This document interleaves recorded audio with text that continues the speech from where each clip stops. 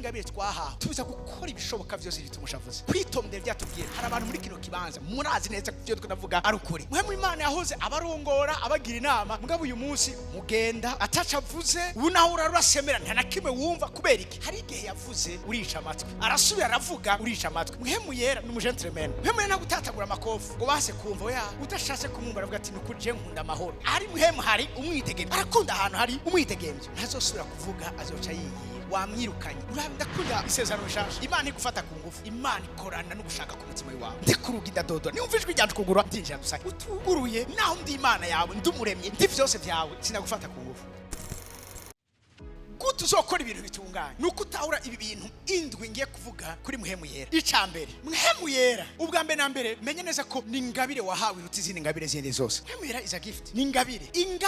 idasanzwe itekemwo ibintu byinshi muzokumva ivyigishwa byinshi canke inyigisho nyinshi zibabwira ko umuntu adashobora gutakaza Mpwemu Yera baraguhaye ngo ingabire uravyumva nyene ngo nizo kwigira ngo yicuza ukuntu iyo somye Bibiliya yanje umuntu ashobora gutakaza ingabire ndakubaza ikintu kimwe ndaguhaye ingabire nkasanga uri kwifata nabi sishobora kwaka aba bantu bahaye ingabire y'ubwene gihugu mu bindi bihugu iyo bitwaye ntabi ntibashaka kurapera nationality babahaye nta muntu yogira ngo umuntu nationality narayironse ngo umuntu umukanadie witwaye nabi barafise histoire yawe barafise background yawe baravuga ati twakugiriye ubuntu tuguha ingabire y'ubwene gihugu bwacu uje kutwonona igihugu barayirapera bakakugarukana ko Mpwemu Yera ari ingabire twahawe hari benshi Mpwemu Imana bamutakaza cyo biri tubwira ngo ntitugashavuze Mpwemu Yera kubera tutamushavuze ntitukababaze Mpwemu Yera paske mbabwira ikintu kimwe birivuga ngo Imana izo kwa Amerika nyinyurana n'umuntu nyama n'amaraso ingabire wahawe ubiza kuyizigama ibi canabihuza n'icanditswe kitubwira umuntu yaragiye mu mahanga atanga ingabire itarana umwe amuha imwe uwundi amuha zibiri uwundi amuha zitanu raba kino kintu agarutse arababwira ati nimuze mumbwire uko bimeze uwahawe zitanu ati databuja ingabire wampaye narayikoresheje neza raba yavuyemo izindi ngabire zindi zitanu ati mukozi wanje mwiza wabaye umwizigirwa niwinjiye mu munezero wa sohuje wahawe zibiri ati nandi vyagenze kunyene ndabasa ikintu kimwe uwahawe imwe yari yayihawe ati jewe narizi kuri umuntu w'ingare uri umuntu w'amanyama uri umuntu adashobotse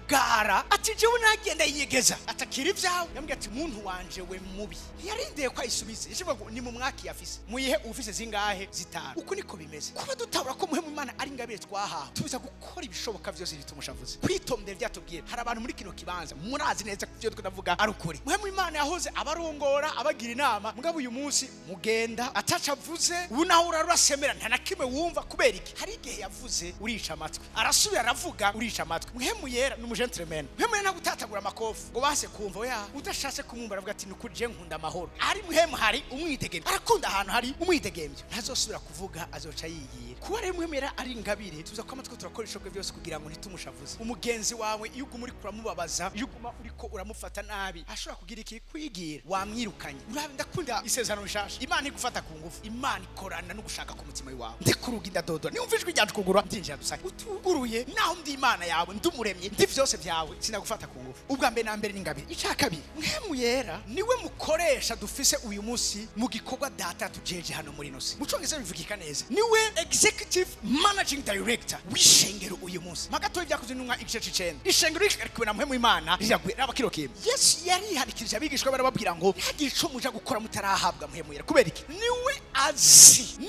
azi ikibwizwa gukoreka niwe azi n'uburyo mubwiza kubwikora tutarindiriye uburongozi bupfuye kuri we babwira ikintu kimwe birivuga ngo hari inzira umuntu yibwira ko ari nziza mugabo izo nzira zikaba zijana mu mahonera hari ibintu byinshi twibaswe ivyo tuko turakora ari vyiza mugabo kubera ko tutumvise canke tutabaje Mpwemu Yera icabivugako dusanga twahushije kubera iki kubera ko uburongozi bwa Mpwemu Yera ni ikintu gikomeye ishengo tabiza kwirengagiza wewe hanze y'uburongozi bwa Mpwemu Yera uri vulnerable nta buzima ufise umeze nk'akageregere kari mu ishamba ikikujwe n'intama nta defense kaba gafise zisigara gusa ziravugana ati ninde agakura mu nzira ninde yogenda twe turindire izindi uburinzi dufise n'uburongozi bwa Mpwemu Yera ku buzima bwacu cyo tuba nko mu isezerano rya kera bijambo ry'Imana ritubwira yuko ihema aho barishinga niho igicu cabakiri ku murango yabari igicu inkingi y'igicu mwijoro kame baba bakeneye umuyaga nkuba ya nkingi gacinduka inkingi y'umuriro igaca yekerera aho bari iyo yideprashije bacamenya ko hageze ko bashingura amahema bagaca bagenda shaka ndabwira ibanga rikomeye rizobatuma muba akarenzo mu vyo muzaba murimwo byose ntugatere intambuko nimwe Mpwemu Yera atavuze ngo yitere umunsi umwe natangaye ndafise umwe mu bana banshigeze kumushinga intahe arambwira ati Apotre ko umunsi umwe nariko ndakoropa ati numva ndarusha umugongo nshaka gukoropesha ukuguru ati mugabo hajya ngiye numva Mpwemu Yera ngwambwiye ngo ntutwara ukuguru rondera raclette abari ukoresha agiye umvirize mwemera umengo nakadetaye katari gakenewe atoye yarakete agize sanga munsi hariho scorpion yari munsi iyaja guhonyorayo byari kuba bihezi yari mukomoye umva ku kadetaye ngabo kumbe arabona ati hajya hariho danger niba ashaka kugira ati ukuguru gutware gutya Mpwemu Yera niwe mukoresha dufise nk'ishengero izakuzi n'umwa 930 mavuga ngo nuko ishengero ryose ryari Yudaya ni Galilaya ni Samaria rigira amahoro ngabo yeze ko ryagize amahoro kubera iki kubera yuko ubundi magatoya 8 ku murongo wa mbere igituma ryagize amahoro nikora ko dumviye uburongozi bwa Mpwemu Yera mu byacu umviriza chance tuhere Yerusalemu ngani tugumi Yerusalemu cyatugenda Yudaya Samaria gushika ku mpera zisi babonye ibiriko birabi Yerusalemu ateka twigumire ngaha Mpwemu Yera nk'umukoci mwiza ikiranzo cyo kukivuga ataraza atuma haba ihamwa raba baca basabagira mu bihugu byahe Yudaya Samaria ukuyemo intumwa gusa mwibuke rabona Yerusalemu ga Yudaya murebona nga na Samaria nga Yesu yababwiye gute muzohabwa ubushobozi Mpwemu Yera yabaza bwo kushinga intare Yerusalemu muhere Yerusalemu donc ni itinerary muzohera Yerusalemu cyituma ahantu hari Mpwemu w'Imana imisozi hari movement hari ikintu cyo kwatwara imbere hari ikintu cyo kumva ko mudahagijwe n'ibyo mufise fata ubundi burere bundi agura imbibi agura ikibanza c'amahema yacu shika ahandi iyo Mpwemu w'Imana abantu bamuzimije raba kino kintu abantu batangura kumva banezerewe n'ivyo barimo banezerewe naho bageze Mpwemu w'Imana ikintu kikwereka ko vyukuri ari muri wewe nuko akurokrita kuza kuba umukozi w'isezerano rishasha siko biko bishinzwe ndababwira bitubira ngo yadushoboje abikono ba 2:3 ngo kuba abakozi b'isezerano risha atari abakozi b'ivyandikishijwe inyuguti kuko ivyandikishijwe inyuguti vyicisha ariko ivyandikishijwe Mpwemu bitanga ubugingo abo garuka hari inyuma ishengero ryagize amahoro kubera iki bamaze gusanzara urazi Mpwemu Imana kubera ko agukunda kandi akeneye kugutakaza ashobora kwemera kuguhombya hariho uruhombo rutava kuri Satani kandi amatwi ndababwira ikizo kwerekana ko byukuri wakijijwe nukugira ivyo wahombye abatahombeshejwe n'agakiza ntibakijijwe barizo umuntu hano ati hari ivyo wahombye kubera agakiza hari abantu Mpwemu ngo ya agakiza ngo kandi utiye vyose reka kwigira umuntu w'Mpwemu kuruta Mpwemu Yera hari abantu ashaka kuba abi Mpwemu kuruta Mpwemu Yera tuvugana ukuri hari ico wahombye turaba abantu hari ico Mpwemu Imana canke agakiza kabahombeje muri inose yes agakiza hari ico kaduhombeje rega si twebwe gusa Paul avuga ngo ivyari inyungu ke none yo vyitse inyungu atari bitari inyungu kuzima bwiwe vyambere iki urombo kubwiki birengeye cyavyo cyo kumenya Kristo wahombye iki hari abantu ngayo gusohoka vendredi muri boîte oya abantu buvu ubuzima ari ubwa vendredi muri boîte turaba abantu ko bari kiri muri kino kibanza vendredi méchant vendredi geze uravyumva cyangwa kumenga uri kuraribwa rapport taratanga ucishira kuwa mbere kubera iki vendredi méchant mugaba agakiza kamaze kuza ivyari inyungu kera uyu munsi ndavyiyumvira kare ubuhombe kubw'ikibirengeje agakiza karaduhombeje kubera ko raba kino kintu agakiza katuzanye kugira iki kuducisha mu nzira yaga kare twagenda uravyumva uko dushaka vyose ndavyemerewe ngagakiza kaje ati si vyose bikugira ikimaze rero Mpwemu Imana yaraje kugira ngo akore chance neza araza arasambura ivyari bihari cyo cyatumye ngo ishengero rigira amahoro kubera iki ubu rero riri bien aligné mu vy'Imana igomba ariko ndakundira ijambo kandi rigenda rirahangama kandi agakunda mumbare umuntu ati hangama rirahangama kandi rigenda ryubaha umwami Yesu Mpwemu Imana wadutera kubaha umwami Yesu si ivyo gusa rihagarikiwe akandi agakunda na Mpwemu Yera bigize iki muchongeza avuga ngo and with the encouragement of the Holy Spirit urazi Mpwemu Yera dufise wo kutubwira ati bandanye wahomvye mugabo sura kandi uvyura umutwe hatoya niyo yanyuma sigaje ati nayo nyene yashireyo with the encouragement of the Holy Spirit Mpwemu Yera no dutera intege namatwe ndabwira abantu urazi twari dufise impamvu nyinshi zo kubivamo mwe gituma twase kubivamo ni kwera ubufasha bwa Mpwemu Yera kumva umengo wo biheba mugabo atoya bandanye Mpwemu Yera numu executive managing director w'ishengero icya gatatu Mpwemu Yera numufasha w'ubugingo bwawe iki ndashaka kubivuga numufasha w'ubugingo bwawe cyangwa numufasha w'ubuzima bw'iwawe turaba abapsikologe bari ngaha aba bantu iyo bari barakora akazi icambe na mbere baguha umwanya wo kuvugana nabo hama iyo umaze kubabwira yeno meze baca bafatira kuri ivyo uko ni ka psikologe bameze bakorera kuvyo bari barabona amakeyarite ari karagaragara urashobora kubabesha mugabo Mpwemu Yera iyo ari karafasha ubuzima bwacu ubwa mbere na mbere ntacu mubeshamo hari gihuzukiriza Mpwemu Yera ntimubeshanya hari n'igihe ushobora kwigira ngo urakomeye wabwira atoya uri kurapfa zana dose yawe tuyitrete suka umutima wawe namwe kurabwira abantu ciye Mpwemu Imana ari karankorera therapy sindamubwira umbare kuri teme ngomba nkoresha ariko mwabo namwe bizobafasha igihe muzaba mubikeneye Mpwemu Yera iyo ageze kugira therapy ndamudahwako no size namubwira ngo ibi nibi ndaza nkamusuka ko vyose nabwiye muri kiruti ya kabiri nzomusaba muri amasengesho y'amasaha 12 doratugira nzomusaba umunsi umwe Mpwemu Yera adutize umwanya wo kutugirira écoute counseling inner healing adutrete nk'umuthérapeute adutrete nk'umupsychologue adutrete nk'umusoso kuko aha buri muntu wese arafise ibyo gusuka hanze hari gihe tababesha hari gihe twikomeza mpagatoya abaroma 8 ku murongo wa 26 hari ikintu kimwe ngomba kubesipeka Mpwemu Yera n'umukunzi wa grave n'umukunzi adasanzwe aha twese turafise imibabaro itaheze muri twebwe tuguma turiko turubakira k'ibindi bintu ibikomere bitaki tuguma turiko turarenza ngo yakomera bumushinga ntahe muviriza havuga ngo aka kantu mukumvirize neza uko niko na Mpwemu adufasha mu ntege nke zacu ku bantu turashobora kuba abanyenkomezi mugabo twese imbere ya Mpwemu Yera turabanyantege nke najewe ndimo ndababesha mwebwe hari wigeze kumbwira ati none wewe nta kintu kimwe kikubabaza narahwereye narapfuye ibimbabaza rimwe canke kabiri uriko muranyumva mu ntege nke zacu mbabwire iyo umuntu vyukuri ariko arasabana na Mpwemu Yera iyi eta y'intege nke yiwe arayisanta hari mu mama hano yari amaze gukorokesha inda inshuro 5 hanyuma inshuro 6 tumaze kumenya ibyo bicaniro kubisambura niki ndamubwira nti ni wasura gutwara inda uzobimbwira tube kwizamu teramira iryo sezerano amaze gusama arambwira ati byaragenze neza tuje imbere y'Imana tamura gusenga mugabo ageze ku mezi 6 ya agira menace ikomeye agiye kwa muganga arambwira ati nagiye kwa muganga ntikatubanaye dusenga baravyo baza gusanga umwana batamukuyeyo umwana haza kubandanya abaho umwana baca baramukurayo ku mezi 6 baca mujana muri couveuse arahamagara arambwira ati umwana wamushize muri couveuse ndamubaza afise ibiro bingana gute ati oya ntarakwiza ikiro atafise amagarama 600